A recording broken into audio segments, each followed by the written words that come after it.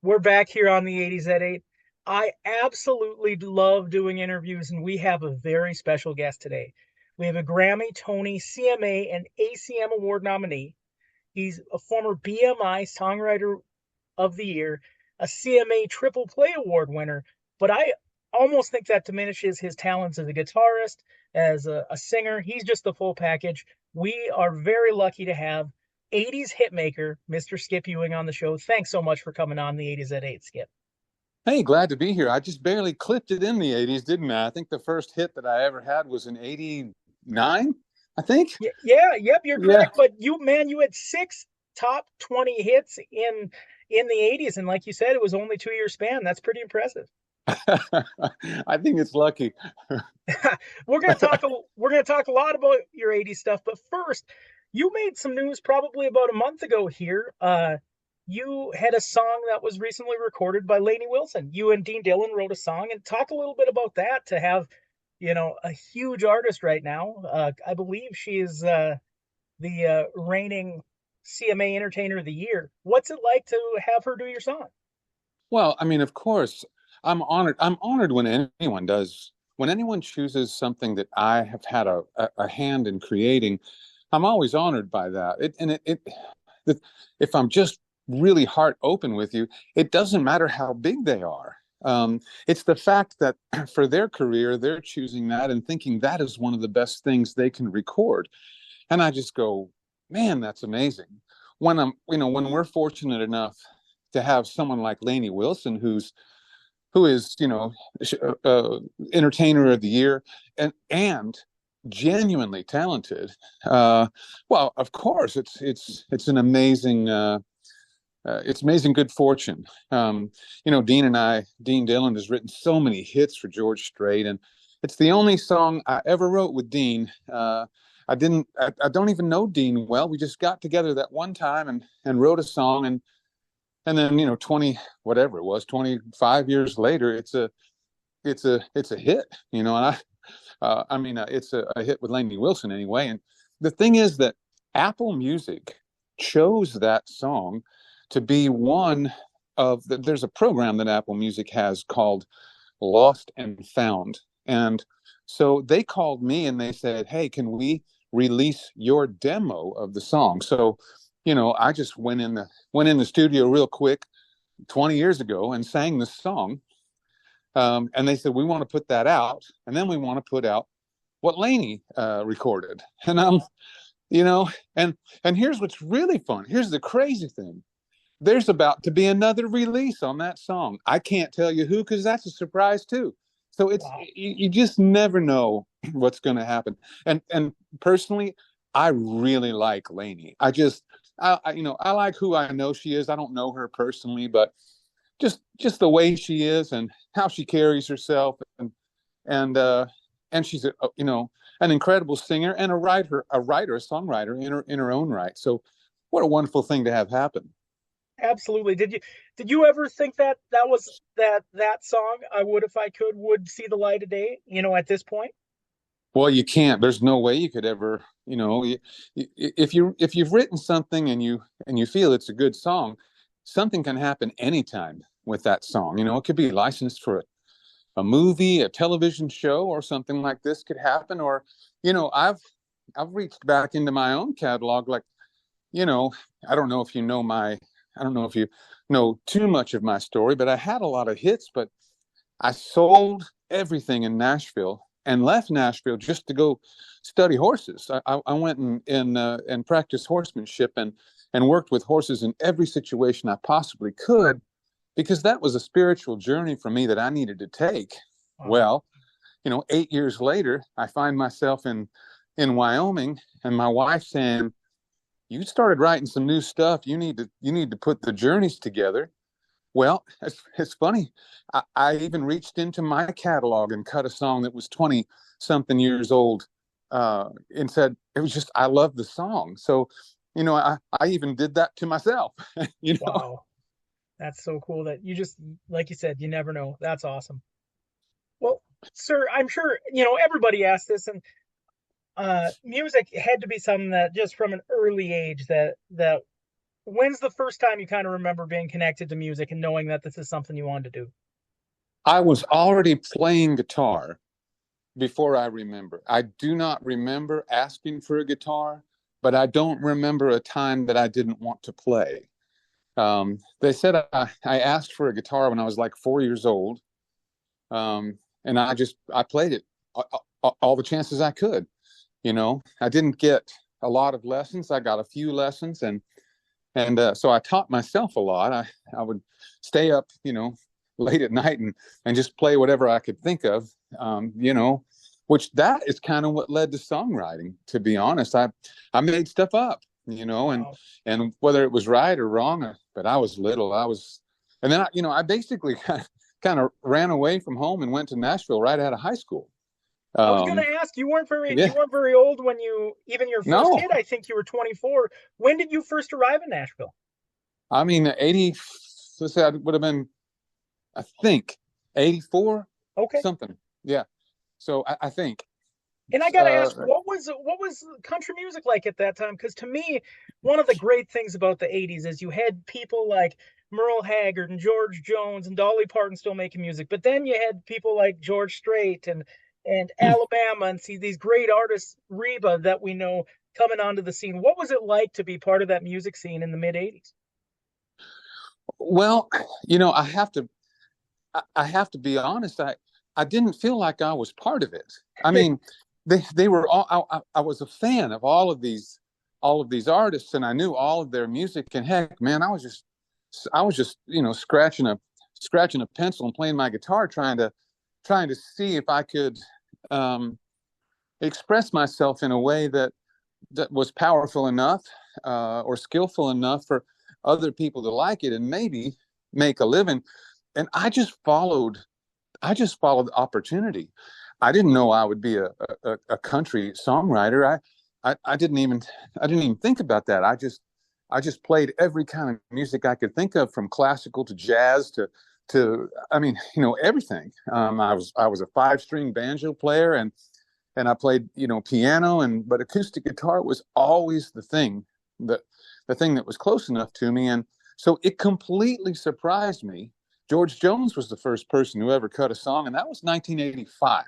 I think I got signed to a publishing deal in 1985. They just said, "Hey, we heard your songs. Do you want a publishing deal?" Well, I thought, well, that's a good step. I'll follow that opportunity, and so I did. And then over some time, then I got asked to if I wanted to make a record, and I said, well, that's an amazing opportunity. And of course, as things went along, I I met I met I wrote with, I toured with, and I had songs recorded by um, every single person you just mentioned.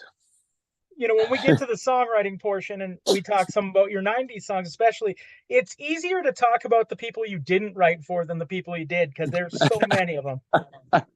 Well, and that's the thing, is I didn't really, unless I wrote with them, like some of the things that I did with Kenny Chesney. I wrote with Kenny, and so they were kind of for him. I never set out to write for someone. I just the my I never got to really be the artist that I wanted to be. They didn't allow me to cut the songs that I wanted to cut, but the songs that I wanted to cut are the ones that are hits.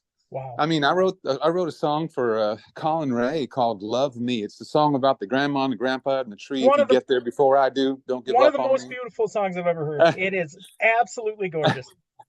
Well, I was told that was a terrible song, and it would never get played on radio. And that's not the kind of record they wanted to make. So if I wanted to make a record for them, I'd better come up with something good. Oh my That's the goodness. truth. That's the truth.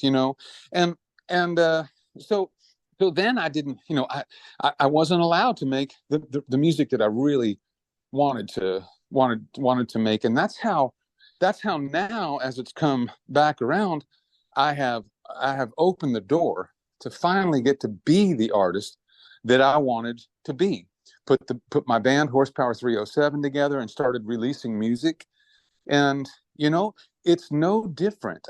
I'm not doing anything different than I did before, because I've always written for the hearts and the minds, but most importantly, the hearts of those who are listening. So, for instance, I didn't write Love Me for Colin Ray. I wrote Love Me believing that it would connect with other hearts in a powerful, meaningful way. And that is what is so moving to me. Like that's really one of the reasons why I love being an artist now so much and having these kind of doors open. I mean, how wonderful is this? You have an interview. You could pick anybody. You could have picked all those people you said, and you're choosing to interview Skip Ewing. I still shake my head and go, "How did that happen?" I don't know, but it would not happen without the people who have listened and are listening, are willing to listen to the music that I invent and that I sing and that I play, and having that connection. That is so powerful to me. It's so important to me, and to have a meaningful space like that, that I give up a lot in order to do it, in order to be able. I'm away from my wife a lot. I it's a lot of work right now. It's like being a brand new artist, but it's always the people. It's always the friends, the fans. Fans is not my favorite word. So this supporters, it's always that. So if today I sat down to write a song, the most important person I'd be writing the song for, I might not even know. But there's a chance it will make a connection with someone else's heart somewhere in the world. It'll be meaningful. And that is part of my existence and my journey that I feel matters. And that's where I come from all the time, on stage, off stage, making music. It's really that. Skip, for me, everybody has the songs that connect, and of the songs that I know that you've written, there's one, and it wasn't the biggest hit of the ones, but the song Little Houses, performed by Doug Stone, is one that's always connected with me. I just love that song, man. That's an example of a song that it just hit me, and that's the power of what you do. Well, see, now here's something else that amazes me. I don't I wrote that song. I think that was a hit in the early 90s. Yes, sir. Love Grows Best in Little Houses. Yeah. And and yet here it is, 2024, and I was a kid when I wrote that song, for at least, comparatively. I mean, what was it, 20, 19, something like that, when I wrote Yep. that song?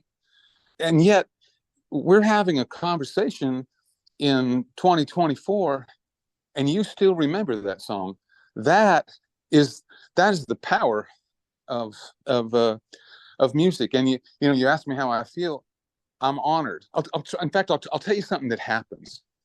That usually when I go and play a show, or often perhaps I should say, someone will come up to me and they'll say, "Man, you know that song you wrote?" Or they'll say, "You wrote one of my favorite songs of all time." They'll say that, and then they'll say, "I know you hear that all the time, right?"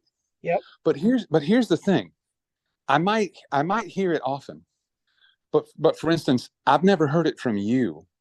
That person. Let's talk about you. Ryan. You just said you liked this song. It was strong to you, man. We've never talked until today. I don't know you, and yet there's a connection with something that I've been fortunate to be a part of, that's musical, that mattered in some small way to you. That's almost a small miracle, man. How could I have possibly imagined that would happen? And It's yet so I'm honored. I go, well, I've never heard that from you, but you're one of the people that one of my songs, connected with, or mattered. That is amazing. Yes, sir. And our station is out of North Dakota, and I just want to talk about, because all six of the songs that you hit the top 20 with are regularly played on our station, KMAV, and just this morning, "Burning a Hole in My Heart" played on our airwaves in North Dakota. Wow, that's amazing. And you know what's crazy, right? And here's another example about artistry. I had five, well, you said six, because I think you're talking about It's You Again as well. Yep. And do you know, MCA, still to this day has not released that music digitally. You can't go on Spotify and listen to it. You can't go to Apple. You can't buy it. It's crazy. It's unreal. So, and and and I think that might be another reason why it feels like some momentum is gathering around being able to be an artist now, to share the music that I haven't been able to share. And those of you there in North Dakota who are listening, and you probably, I don't know if you get over to Montana or any of the other surrounding states, but man, if you're one of those people, I cannot thank you enough for opening the door to the new music as well. The Wyoming album and this new album we have coming out, because it's giving me a chance. It's giving me the opportunity to be the artist that I wanted to be and to bring that music into the world. And so if you're one of those people who's listening or already, or who is planning to go listen and become someone who does listen to Skip Ewing's music, God love you. I just appreciate you. Hey, if it's okay, let's dive a little bit into each of your 80 songs. We will play those hits, and we'll start with your memory wins again, and I don't have far to fall. And we'll play them right after we talk a little bit about them. First, your memory wins again. First time hitting the top 40 charts, and just a super upbeat song. I think it kind of shows off your guitar playing a little bit. Talk a little bit about that one. Well, I mean, that was just a fun song that I wrote with Woody Mullis and Mike Geiger, and they sang harmonies on it with me, because when we wrote it, part of it was those fun harmonies on, why do I run the way I do, and all that, and it was based around that guitar lick that you hear me that I came up with, and it was the very first song I ever heard of mine on the radio. In fact, I was driving somewhere near Knoxville and heard it on the radio the first time, and that'll just that messes with your head when you hear when you hear a record you made on the radio and you weren't planning on hearing it. It's just suddenly playing. So yeah, I'll never forget that. Oh, absolutely. No, and I always think of that movie, that thing you do. There's that scene there in the hotel. They're watching themselves, and there's just I love asking artists what it's like the first time you heard your song on the radio, and I bet it's something you can't even explain. No, I bet I don't know of an artist who wouldn't say that it's somewhat surreal. For sure. And then right after that, we're going to listen to "I Don't Have Far to Fall," which is also from '88, August '88. That's the year That was the month I was born. Uh, Huh. so I was born probably about the time this became a hit. Number 8 on the Hot 100. And to me, I don't. I hope you don't take offense. There's two songs of yours that the first time I heard them, I attached them to other artists just because it was either a style or whatever. I, for a long time, thought this was an Earl Thomas Conley song, which is a compliment because I'm a huge Earl Thomas Conley fan. I love this song, and I think it's just a tremendous kind of throwback. Just shows how good you are at ballads. Talk a little bit about this one. Well, of course. I mean, you thinking that Earl Thomas Conley, he had some great records, and he was a great singer. I mean, really was. Um, so I don't have far to fall. The thing that I remember the most was I knew that I don't have far to fall was a hit in certain places, but I never felt it until I was on tour with Randy Travis. I was doing some dates with him, and of course, when you're opening the show, you you go out and you open the show, and then the main artist comes on. Well, there was a lot of people there. Randy was really hot at the time, and I forget, we would have played songs from the Coast of Colorado album, because that was the name of the album. Mhm. And I don't know what we would have played, but we started I Don't Have Far to Fall, and the audience went nuts. And I realized it was because it was getting played on the radio there, you know. And I just remember being taken aback. Like, I didn't know I'd never been in front of kind of anything that loud before, for one thing. And it was like this huge swell from the audience. And my whole band looked at me because they hadn't either. It was the very first time it really kind of was clear that we had been played on the radio somewhere and had a hit. So, yeah, it's a pretty strong moment for me. Again, it's Skip Ewing. We're so excited to have him on. We're excited to play these songs. It's Your Memory Wins Again, and I Don't Have Far to Fall. And we'll be right back here on the 80s at 8. Two great songs, Your Memory Wins Again, I Don't Have Far to Fall. Both songs performed by this guy right here, Skip Ewing. So glad to have him on the show. And we're talking about his hits from the 80s right now. The next one was your biggest hit as far as chart position, Burning a Hole in My Heart, hit number 3. And this is that second comparison. I'm sorry in advance, but this is a huge compliment because he's one of my favorite artists of all time. I thought this was an Eddie Rabbitt song when I first heard it. And I love Eddie Rabbitt, so that's a huge compliment. But man, I just got to say, what a joyful, driving my life away, and yeah. Step by step, and rainy. I love the Rainy Nights, man. I love that. Yeah. Guy. Oh yeah. And and the thing is that I think it's normal to do that. When you first hear a song, especially, now we have such wonderful benefit of seeing someone's name typically, coming up. You already know who it is when you're playing the song, or it comes up on the radio and says the artist's name. But at the time you're talking about, it was before we had digital radio like that, and so you had to hear somebody say what it was, or you wondered who it was. And if it was a new artist, well, you tried to fill in the blanks however you could. And I got compared to Merle Haggard a lot. I got compared to I don't know, quite a few different people, and to get compared to any major artist, you go, well, that must mean I'm okay. I'm pretty good. That's awesome. And so yeah, I Burning a Hole was once again a song that was just an up-tempo, fun song based on that guitar riff and a hook. And yeah, it's not really a huge story behind it. It just I think we used to start our shows with that song almost every time we played. When I think of this song, I just think of joy. I just think it's such a joyous song. And sometimes, there doesn't need to be a huge story about it, but you just have that feeling. And it's just a feeling of joy and happiness. And I think it makes people feel happy.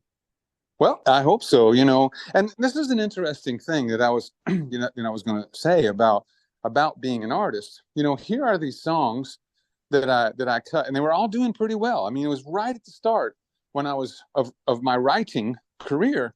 And we had on the same record five top 20 songs, I think. Yep. And then came It's You Again on the next record. But then after that is when I was not allowed to record songs that I really wanted to record. And it's so odd to me that you knew all these songs, and then all of a sudden I wasn't able to record songs like what I wanted to record. And it's still frustrating now, because you can't even get this record. You're playing hit songs on the radio that you can't go listen to on any digital format, on Spotify. Don't you think that's so strange? It's very strange, man. It is wild. And so really, that's why. And forgive me for saying it again, but my hope to write. Maybe in part that was supposed to happen so that I would connect with so many other incredible artists, and they would record my songs, and they would go on to become really big songs, maybe. And perhaps that's why I'm able to do what I can do now, because I couldn't then, and now I can. And look, see, you call, or we have an interview like this. Yeah. And you're playing what started it. Like today, you're playing what started the road for me, all the writing, all the guitar playing, all the singing, all the way up until now, when I feel like it took that long for the plant to blossom. And finally, I'm getting to be an artist. It's different because, it's a whole different road now. But man, it still makes me sing. It still makes my heart sing. You're going to talk about joy that Burning a Hole might bring. Man, it's even more to me about what's happening. Does it kind of feel like bookends, like what we're playing today is the beginning and kind of what you're doing now is kind of that, is kind of continuing the kind of artist you wanted to be? Yeah, in a way, it's almost as though that opened the door and I'm finally able to step through it.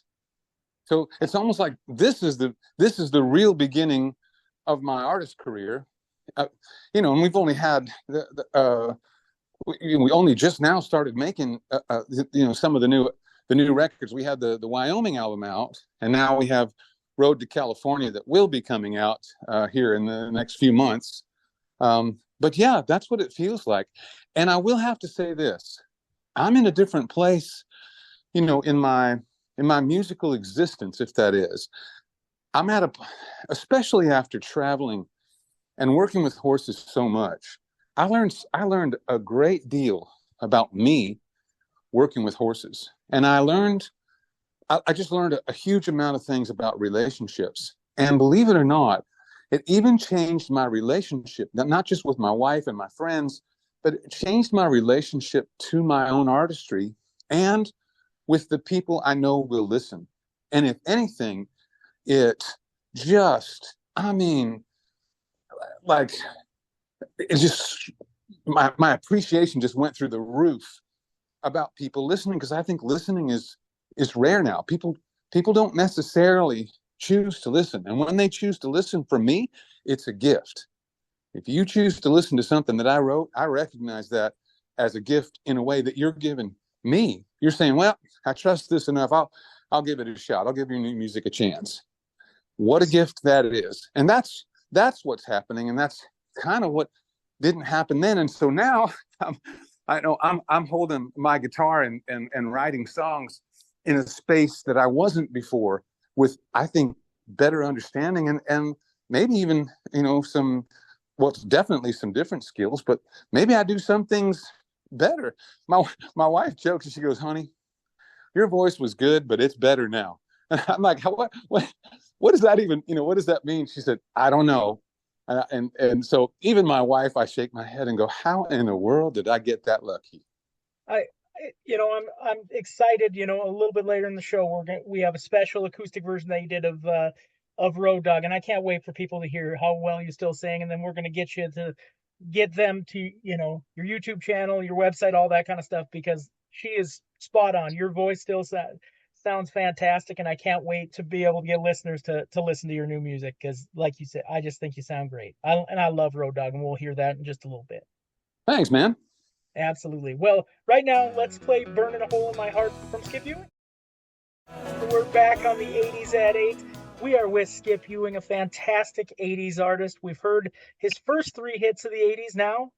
Beautiful song. And to me, it's maybe the first of your songs that really show your story. I just think story songs are such a strength of yours. And I think the Gospel According to Luke is a beautiful story song. And talk a little bit about the writing of that song, and talk about do you like writing these songs that really tell a story and kind of introduce the listeners to a different person?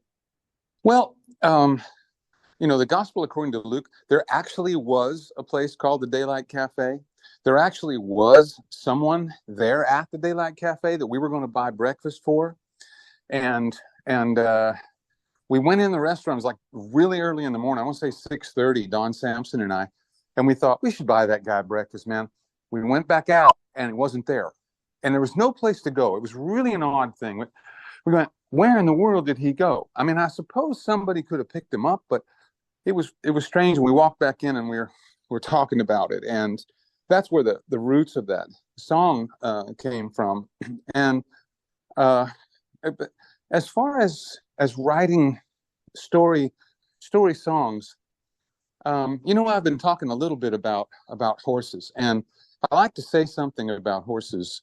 To say, I can't make a horse do something, or I feel like I shouldn't make him do something, but I sure would like to invite him to do that with me. It's something that I learned, and it's the same thing with a story or with a song, with you or with anybody who listens to what I do. All I can do is try to invite you as skillfully as possible to listen to what I've done, and then hopefully hold you there and have it matter.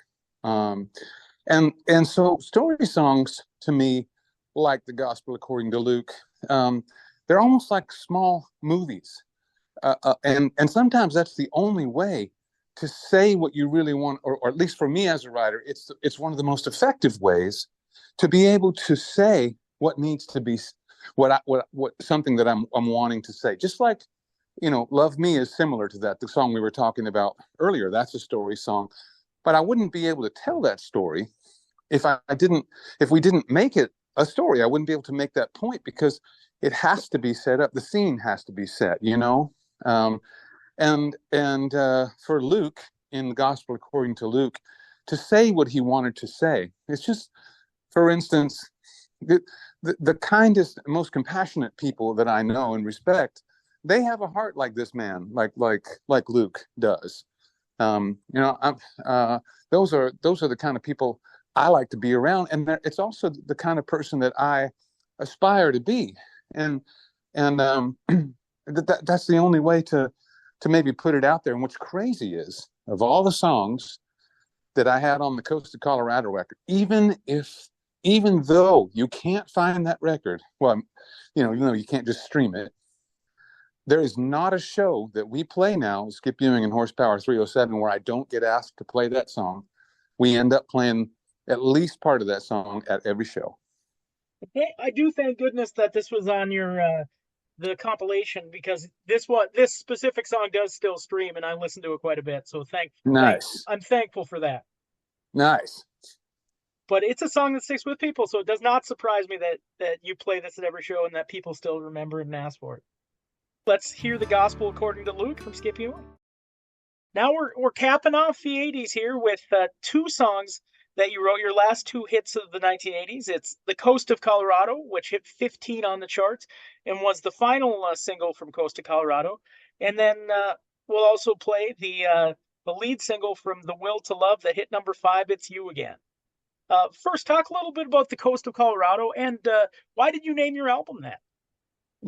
I mean, like so many titles, it just for an album, it just had interest, and I think it just it made you wonder, what is the Coast of Colorado, because clearly there's not one, until you listen to the song, and then that makes sense. So I guess MCA at the time felt like that was a really good title to use, and I think they thought it might be a single. I wasn't as much a part of that. Um, a lot of decisions like that, when you're a brand new artist, those just get made for you. But they liked that. And here's another interesting thing about what happens with songs. This was a hit back in, like you said, the late '80s, and Kenny Chesney and he cut some songs that I had written, and then we ended up writing together, and then since then we've written quite a number of songs together. And he called me, and this was, gosh, I don't know, I want to say like somewhere around 2010. This is a guess, I don't remember exactly when it was. And he called me, said, "Hey man, are you anywhere close to Colorado? Because I'm playing Denver Stadium, and if you come over, we'll do Coast of Colorado together." Wow. You don't, you don't expect that. And I said, well, I'll come. So I drove to Denver Stadium, and I saw him just for a few minutes before the show, and he said, "We'll get you some ears." And of course, in ears just means those the headset that you kind of hide in your ear when you're on stage. Gotcha. To listen, and they're wireless. And he handed me a guitar. Well, I thought we were going to sing with the band, but he just handed me the guitar, and he goes, "You ready?" So we walked out and sang this song, just the two of us, and Denver Stadium went nuts. And Kenny ended up recording it, and now he plays that recording of us on No Shoes Radio often. Wow. And yeah, that's another space to go, man. Songs come often. They'll come back around in ways you just don't expect. So that was a pretty amazing thing. That is wild. And I was going to ask, I mean, you did so many different things. I've seen your Austin City Limits. I'm guessing you've played the Opry, correct? Yeah, and I played the Opry only once or twice when I was Okay. in and around the time I was an artist. But when I came now, when I've made the new music, I've played it more times since I started the new music than I did the whole time before. Wow. So yeah, I played the Opry, three times in the last, I don't know, 2 years. Whenever I'm in Nashville, because of course Linda and I live in Wyoming. But yeah, I love that. I love the stage. I love the feel there, and I love the people, who are actually part of putting the Opry. Even the productions, the band, the singers, everybody there is just amazing. It's uh, it's almost nourishing to play there. Wow. And I was just going to ask, from the 80s, is there one performance, one place, one venue that you really think where you think back and thought, man, this was surreal. This was something that I did, that I never thought would happen. Was there any type that when you were, in the middle of these hits with Coast to Colorado? It was all something I never thought would happen, man. you know, I mean, we played so many places. It's interesting because there were outdoor festivals, there were indoor arenas, there was places like Billy Bob's in Texas, all these famous places that we played, and there's not really ways to compare them. Yeah. The audiences at different places, they have, there's different energy, there's different expectations. They all have their high points. So I really can't say there's one that just stands out over all the others. I mean, I have played for some huge audiences, and there's a power in that. But here's one more thing about, when people throw around the word millions, and somebody was saying to me once, your songs have literally reached hundreds of millions of people all over the world. I can't go to a country where somebody doesn't know the words to one of my songs. That's amazing. And and but as we were talking about it, I said my brain can't even wrap around what a million people looks like. I don't think any of us are really able to go a million people. That's a lot, man. And then you multiply that by more. So what I have to do is I have to think there were a million individuals. There's a people who had the opportunity to hear something that Skip Ewing had a hand in writing or wrote himself, and that's the amazing thing to me. So if you want to talk what's really an amazing audience or situation, it's that. It's the fact that there are real people, just like listening to the radio right now, who have heard songs that I've written, and if it mattered to them, that matters to me. It's hard for me to when you talked about the mailing, it's hard to wrap your head around that many people. That's insane. That's cool. Yeah. Wow. Also, and another song we've talked about songs that affect me. For me, "It's You Again" is one of my very favorite songs of yours. Um, Again, a very upbeat song. To me, it could almost be, almost seems like it could be a spiritual song. Was that the intent of the song at all when you wrote it, or? But I really do think that some of the lyrics could speak to that as well. Well, love is a spiritual thing anyway. So, Yes, sir. so there's not a love song that's not spiritual in its own right.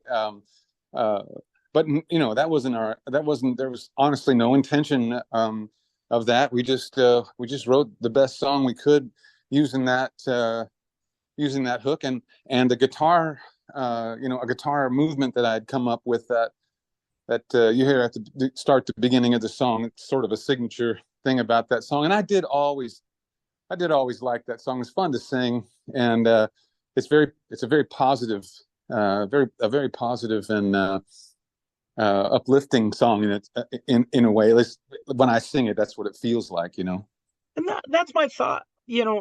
To have the six hits that you do, I mean, I think they're all for the most part very positive songs, and is that something you're proud of? That they're songs that can either uplift people or just fun to listen to and just positive, good songs. I mean, does that make you proud that that's kind of your legacy as far as the charts go? Well, I have to put my arms around all of the songs that I've written that have been hits, if I talk about being a writer. And Yep. remember that I cut the best things I could come up with from my first album. I just cut whatever, you know, uh, I wish I could say I had thought that much about it, but man, I was just trying to please everyone and be successful. And that's one of the things that was a negative, is that I spent so much of my time and energy trying to please the powers that be. For instance, writing a song like Love Me and having them hate it, and then having to go back in and say, okay, well, I have to write something that's good because Love Me isn't good. That starts getting confusing, you know? So that's why I like the word meaningful. So if I write, then if I write something that's meaningful, now whether that's fun, like for me, you mentioned we're going to play Road Dog here in a minute. Road Dog is just something that's fun. It's got, talks about wet nose smudges on the windows and hair all over the place. Well, in our house, dog hair is a condiment and a fashion statement, man. I've got a 95 pound white dog who gets hair over hair. Okay, that's meaningful to me. That's fun. But there are also some things to be able to write about our existence as people, and when it comes to losing love, or when it comes to managing the loss of someone, when it comes to being able to say powerful and important things that are meaningful. Those can be up tempo, they can seem positive, but just because something when we say positive or negative, they can still have a powerful and meaningful effect, and they have a place in our lives, I believe. So if I think about my writing or my artistry, if I have done that, if I have offered meaningful music that in its own way might make a difference, including those that are fun, and others that are I would say would be incredibly thought provoking, then yes, I'm I'm uh, I'm happy that I've done that. I'm fortunate that I've done that, and I tried very hard to do that. And once again, that turns right back around to the people who listen, because it is the songs, but it's the body of work, and hopefully the well of my own heart. What the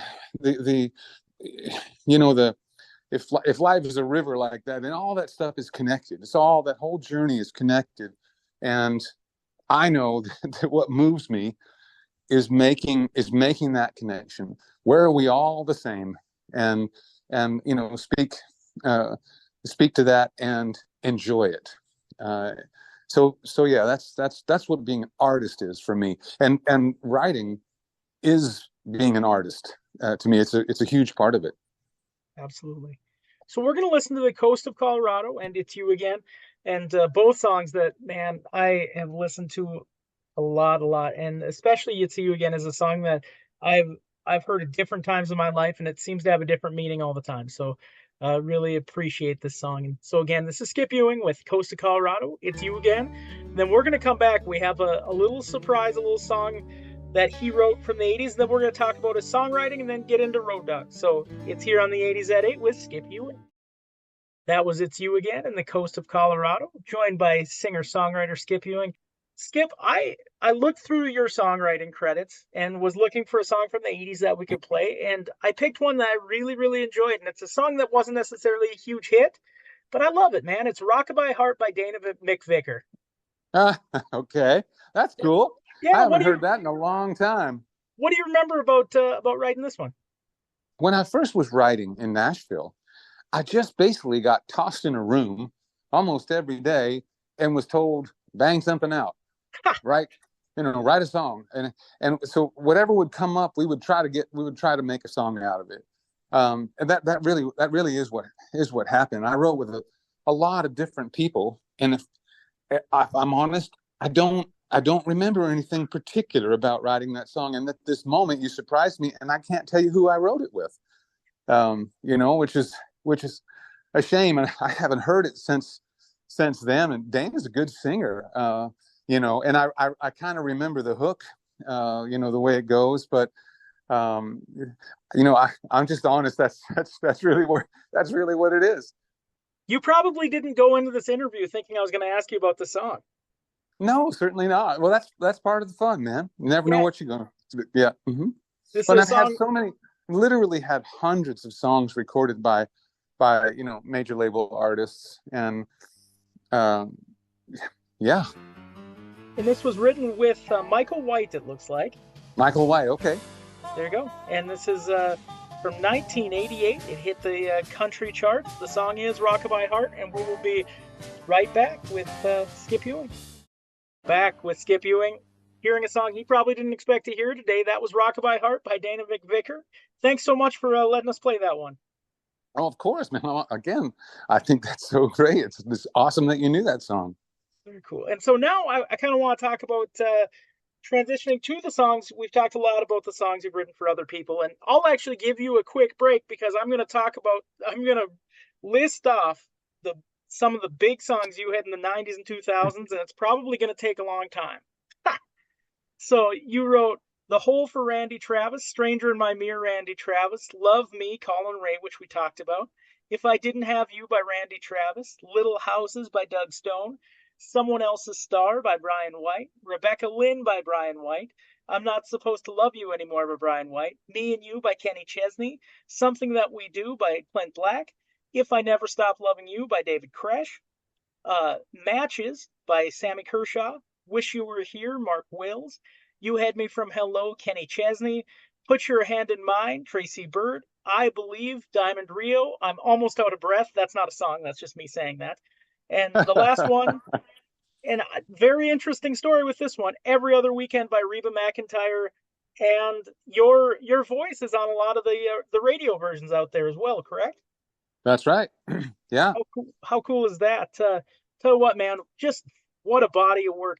I have to ask because you had said before that you had just kind of wrote the songs for the most part, and had pretty much written them for yourself. I'd ask what it was like to with Randy Travis, just because he has such a specific voice, beautiful country voice that almost everyone's familiar with. What was it like when you heard the final versions of the songs that you wrote for him? Just because he has just just a different, a different tone. Was it always kind of a surprise when you heard him sing your songs, or what was it like? Well, Randy's has always been a class act, and the production that's been around him has always been exceptional. Kyle Lenning was Randy's producer on all of the first things, all the way up to the Greatest Hits project. And how about this for full circle? It was because of my connection with Randy Travis in the studio that Kyle Lenning, the same person who did all that with Randy Travis, started producing with me for the new music that we're making here in the early 2020s. And what happened, you mentioned the song If I Didn't Have You. That ended up being a #1 record, and they were in the studio, and they had a greatest hits package that was coming out. On the first greatest hits package, they wanted a single so that they could release the album and have a single from that album that they could promote and sell. And Kyle Lenning called me from the studio and said, "Skip, are you in town?" And I said, "Well, I am." He said, "Can you come in the studio and play guitar?" And remember how we were talking a little bit earlier, and I said I taught myself a lot of the things about guitars, and I did some things that were sometimes a little, at the time at least, unorthodox, Yeah. Well, they liked what they had heard me do on my guitar, and they only just had a little version of me singing it with a guitar, not a demo, just me and a guitar playing it into some recorder somewhere. It was not even a good recording, yeah. And Kyle said, "We have to have this guitar on the record." And so I went down. I was super nervous. Long story short, I ended up. It was the first record that I ever played guitar on someone else's record, and yeah, and it ended up being a #1 song, and that was a really special thing. But I remember to this day, being in that studio with some of the greatest musicians, and Randy was there. That was a really cool thing. Randy was actually there in the studio singing the song while we were making it. And so, his voice was so big and round in your headphones that it was absolutely unmistakable and moving. Randy made some of the best country records that have, in my opinion, Randy and Kyle made some of the best country records ever made. On the other hand, well, there's just so many. I'll tell you what, when I was in Nashville over Christmas, and there was a gentleman at a bar who did a kind of a not necessarily a mashup, but yeah, I guess a mashup because he went into the beginning and then went to the chorus. He mixed up digging up bones in the hole, and it was one of the coolest versions of a song I've ever heard. Cool. Hey, you know what? You know the song "The Hole" that Randy Travis did. This is a funny thing that happened. I don't know if you know this. There was a movie out called Deep Impact, Yep, right? About a meteor that hit the Earth or was going to hit the Earth and cause a huge crater. yep. And the beginning of the movie, they used "The Hole" as one of the songs, and that has always been such an ironic thing to me that they're talking about a meteor hitting the world as deep with deep impact, making this huge crater, and they start the show off with a truck driver turning up the hole with Randy Travis singing. I just always thought that was so funny, so fun. I need to rewatch that, man, because Yeah. I actually enjoy that movie a lot, and I don't think I've ever caught that. So Yeah, the truck driver, he's starting right at the beginning of the movie, and it comes on, and he reaches down the radio and turns it up, and yeah. very cool. And then just the other artist I wanted to mention, just because it just seems like you really had a connection. The three songs, the three hits that Brian White had were huge hits for him, and to me, those songs are just so memorable. And obviously, you and him, or you guys just work your music, your words, and his voice. Just something must have went together right there. Yeah, his producer, Billy Walker Jr., one of his producers, is is for me was one of the best ever acoustic guitar player, studio musicians in Nashville that ever was in Nashville, and he played on a number of my albums with me, and I played on quite a few of his jazz guitar albums with him. I shouldn't say jazz; it's hard to categorize Billy Walker Jr. He's just an amazing acoustic guitarist. It's not really a category for him, and so I knew Billy well, and I would have done anything for him, and for the first album that they did with Brian, of course, they cut uh, um, "Someone Else's Star" and Rebecca Lynn. And here's something I tell at my shows when we're doing a show. If I play "Not Supposed to Love You Anymore," that was the third number one in a row with Brian. It's very rare to have, for a songwriter who's not the artist, to have three number ones in a row for someone. I mean, I'm sure Dean Dillon's done it maybe multiple times with George Strait, but uh, three number ones in a row with the same artist and same writer when the artist wasn't part of it. That was crazy. But I'm Not Supposed to Love You Anymore was on hold for Bonnie Raitt at the time. And Billy said to me, "Skip, you got to give me that song." I said, "Bill, it's on hold for Bonnie Raitt. This is like one of my huge. I mean, that was as big as wanting Merle Haggard to cut Merle Haggard and Willie Nelson and some of the people that ended up cutting it. Bonnie Raitt was on that list of mine. Man, I really wanted her to cut a song, but he had been so loyal and he was so true. He goes, "Man, I promise you, if you let us cut it, it'll be the third number one." So I looked at my publishing company and I said, "We can't know for sure that Bonnie's going to cut it. She just has it on hold, which means she's intending to cut it, but she's under no obligation, right?" And I said, "Okay, you know." Well, I talked to my publishing company about it, and we said, "All right, go for it." And yes, it was a number one after that. But I like to say that "I'm Not Supposed to Love You Anymore" is the best Bonnie Raitt cut I've never gotten. Wow, what a story! And they Well, made beautiful. Billy and see, even Kyle Lenning was part of that. They made beautiful records on Brian, and Brian. Oh my gosh, what a singer! yeah, he really they did just a great. And but to be honest too, I mean, what great songs! I love your that's on that compilation album. I love your original cuts of Someone Else's Star and Rebecca Lynn. Just it just shows you just how what great songs they are. Well, thanks, man.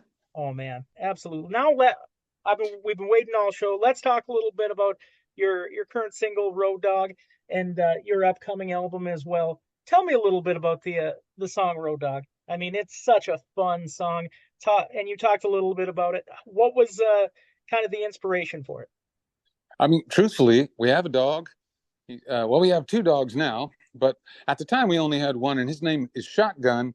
He's an Australian Shepherd Pyrenees mix, who was found down in Texas, and then ultimately an adoption agency took him up to New York, to not New York, to Nashville, and we got him there and brought him to Wyoming, and he's just the greatest dog. But his name is Shotgun, which is appropriate out in our part of the world in Wyoming, but it's more for the name of the seat that he likes. He wants to see, he wants to view everything, and and uh and he's a mess. He's so big. And one day I had been out and I was over. I'll just sometimes grab my instruments and I'll go over someplace where I'm not right at home. There's a couple places I can just go hang to write and by myself a better part of the day. And I had been doing that all day. And I walked back to my truck and I looked in the truck and realized there was so much hair. And this is a farm truck, I mean, yeah, it's a mess. I went, there, I can barely see out of this side window because he's bumped his nose up against it so many times. And there's, paw prints. And I said, that's a song. I said, I believe there are literally thousands and thousands of people whose dogs are as close to them as ours are and who love them like family, because four-leggers at our house, they're family, they just are. And Absolutely. and it's part of it, it's just part of who we are, Linda and I. So I had this kind of bluegrassy guitar lick that I'd been messing with and thought, well, there might be something in that. I don't know. But as soon as I saw that in my truck, I got in and I started writing it on the drive home. And a little while later, I said, honey, I got to play you this. Is this crazy? I said, I mean, this is, it's fun, but will people get it? And she made me play it for her like 3 times in a row. And of course we put it on the record, and it's fun. But again, this is like one of those things where I said, like, a meaningful connection. In fact, when we made the video, which, coming back, you hope your video is going to get placed. Man, this video got played all kinds of places we didn't expect, because I said to the folks who were, on our socials and whatever, I said, all right, we're going to do a video called Road Dog. I know I can't share the song with you, but I gave them part of it. And I said, send us pictures of your dog that's, if you're in a way that shows that you travel with your dog, or it's really part of your life or whatever. Man, we got hundreds and hundreds of pictures of people who wanted their dog in the video. There's 150 dogs that make an appearance in this video, at least. We couldn't use them all. We just, and it's so fun, but it just showed how important dogs are, and how gosh, just how strong of a connection we have, and to them as humans in our daily life. And that's exactly what I'm talking about where do we connect as humans. And I think our pets are one of those places. So it was a crazy idea that it ended up working out, and I love it. We play it every show we do, no doubt. So what? Let's hear it, and then when we come back, we will talk a little bit about where you can find the song, the video, and then talk a little bit about the album coming out, if that works for you. Yeah, man. Sounds good. Again, a special acoustic version of this song. I absolutely love it. Road Dog, Skip Ewing. We'll be back in just a minute. That was Road Dog, acoustic version of Road Dog. If people want to hear the single version, what would be the best way for people to take that song in, Skip? Oh, you can hear it everywhere you stream music. Apple, Spotify. It's anywhere. YouTube. So there's not a streaming service that doesn't have it. The video is awfully fun. So if you want to see that, you can see that on the Skip Ewing YouTube channel. But it's a number of places. We have an acoustic version that we recorded in studio live with Horsepower 307, and the one I was talking about, that is that's kind of I don't know, the one that has 150 dogs in it. That's on our YouTube channel on Skip Ewing.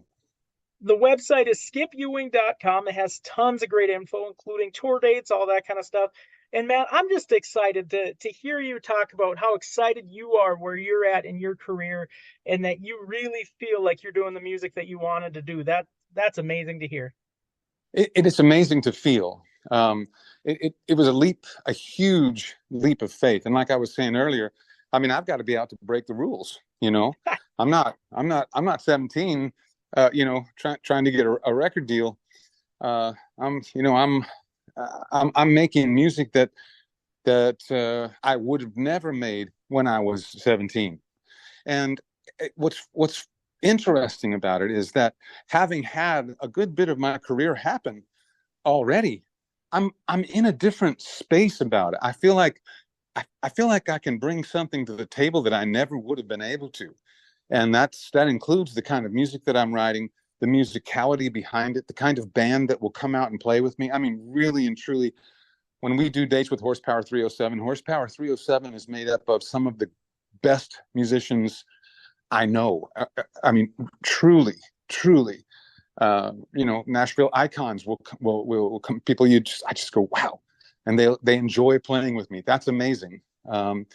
And able to do concerts like I haven't done, and I feel I feel